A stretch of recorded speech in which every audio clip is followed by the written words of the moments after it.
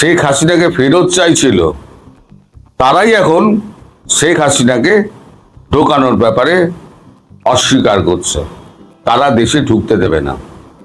তিনি একজন প্রাক্তন প্রধানমন্ত্রী, ওদের ভাষায় তিনি প্রাক্তন প্রধানমন্ত্রী। তার দেশ, তার বাবার স্বাধীন করা দেশ, সেই দেশে তিনি অপাঙ্ক্তেয় হয়ে থাকবেন আর পৃথিবী চুপ করে বসে থাকবে, সেটা তো দেখা যায় না। এই যে ইসরায়েলের মাঠে নামা হঠাৎ করে, এটা কিন্তু পরিষ্কার ইঙ্গিত দিচ্ছে আমেরিকা এর পেছনে রয়েছে। ভারত আছে কিনা আমি বলতে পারবো না, কিন্তু ভারতের সঙ্গে কথাবার্তা ইসরায়েলের প্রধানমন্ত্রী নেতানিয়াহুর হয়েছে, সেটাও ভিডিও বার্তায় বলা হয়েছে। সেই ভিডিওটি আমি পুরোটা তুলে দিচ্ছি আপনাদের সন্তুষ্টির জন্য, যে ইসরায়েল কি কি বলছে এবং তারা কি কি পদক্ষেপ নেবে।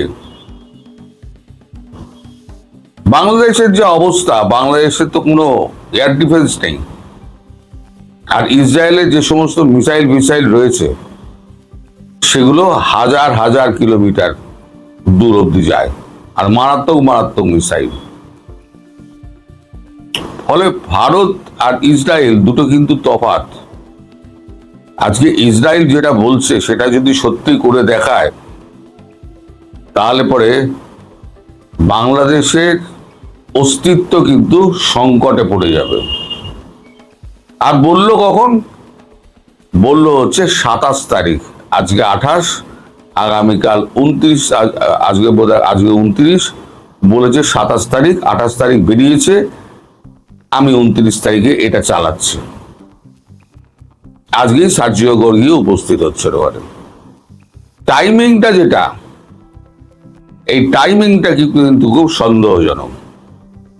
অর্থাৎ ইসরায়েল হয়তো আমেরিকার ইশারায় নিজে হাত নোংরা করে ইসরায়েলকে দিয়ে এই কাজটি করাবেন। আগে আপনারা এই ভিডিওটা জুড়ে দিচ্ছি, ভিডিওটা দেখুন। ভিডিওটা দেখলে আপনাদের কাছে পরিষ্কার হয়ে যাবে যে ইসরায়েল কি বলছে।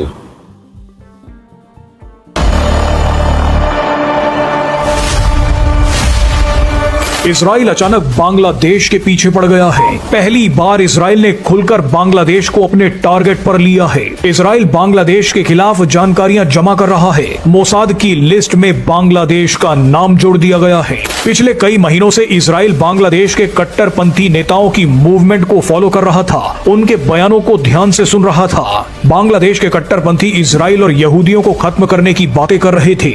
इसी कड़ी में भारत में इजराइल के राजदूत रुवे नजार ने एक इंटरव्यू में पहली बार बांग्लादेश का नाम लिया है। रुवे नजार ने कहा है कि हमें बांग्लादेश के अंदर हमास से जुड़े संदिग्ध आतंकियों की मूवमेंट दिखी है।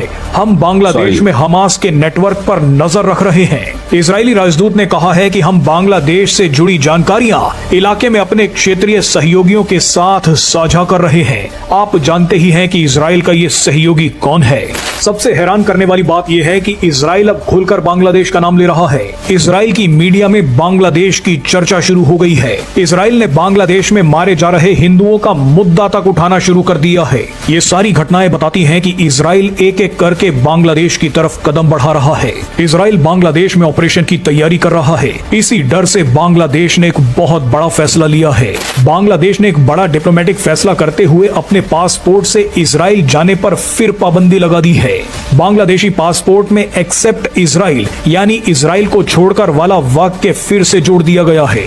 आपको बता दें कि शेख हसीना के समय करीब 6 साल पहले बांग्लादेश ने अपने पासपोर्ट से इजराइल को छोड़कर वाला वाक्य हटा दिया था, लेकिन अब इसे फिर से जोड़ दिया गया है। बांग्लादेश को डर है कि इजराइल अपने एजेंट्स ढाका में प्लांट कर सकता है। इसके अलावा इजराइल शेख हसीना का साथ दे सकता है। आपको बता दें कि शेख हसीना ने ऐलान किया था कि वो दिसंबर में बांग्लादेश वापस जा रही है। हैरानी की बात देखिए कि अभी तक तो बांग्लादेशी ये मांग कर रहे थे कि हमें शेख हसीना वापस चाहिए, लेकिन अब अचानक बांग्लादेशियों ने ये बोलना शुरू कर दिया है कि हम शेख हसीना को देश में नहीं घुसने देंगे। জামাতি এবং জিহাদিদের খুশি করতে সেই আবার ইসরায়েলকে পাসপোর্ট থেকে বাদ দিয়ে দিয়েছে। এটা হচ্ছে একটা ইসরায়েলের রাগ। তাছাড়া হামাসকে জায়গা দিয়েছে, হুতিকে জায়গা দিয়েছে। মানে পৃথিবীর যত অশুভ শক্তি সব সমন্বয় ঘটেছে হচ্ছে বাংলাদেশ। এদিকে ব্রিক্সের কান্ট্রি যেগুলো আছে, ব্রাজিল আছে, রাশিয়া আছে, ইন্ডিয়া আছে, চায়না আছে, সাউথ আফ্রিকা ভারতের পাশে। ওদিকে আপনার ইটালি, জার্মানি, ফ্রান্স তো আরো এগিয়ে বলেছে দরকার হলে আমরা রণতরী পাঠিয়ে দেবো। আচ্ছা, তারপর আপনার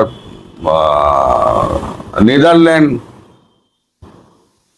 জার্মানি, এরকম ইউরোপিয়ান দেশগুলো এসে পাশে দাঁড়িয়েছে, কারণ তারাও এই ইসলামী সন্ত্রাসের পুরো শিকার। জার্মানিতে মসজিদই বন্ধ করে দিয়েছে, ইতালি থেকে লোক তাড়িয়ে দিচ্ছে,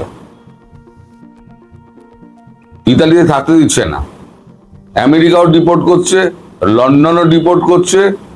সারা পৃথিবী যত আছে তারা কিন্তু বাংলাদেশি এবং পাকিস্তানিদের দেশ থেকে দূর করছে, যারা এতদিন আশ্রয় দিয়েছিল। এখন দোষটা কাদের? আমি বরাবরই বলেছি যে আপনারা ওখানে যাচ্ছেন, গিয়ে আপনারা সুস্থ জীবনযাপন করুন, টাকা রোজগার করুন। আপনাদের চুলকানিগুলো কেন?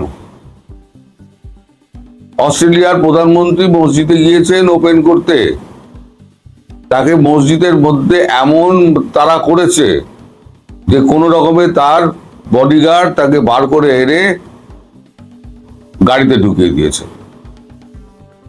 যে দেশে বসবাস করছো সেই দেশের প্রধানমন্ত্রীকে তোমরা তাড়া করে মসজিদ থেকে বার করে দিচ্ছ। কাল যদি ঘাট ধরে তোমাদের তাড়িয়ে দেয়, সেই প্রসেস তো চলছে অস্ট্রেলিয়ায়।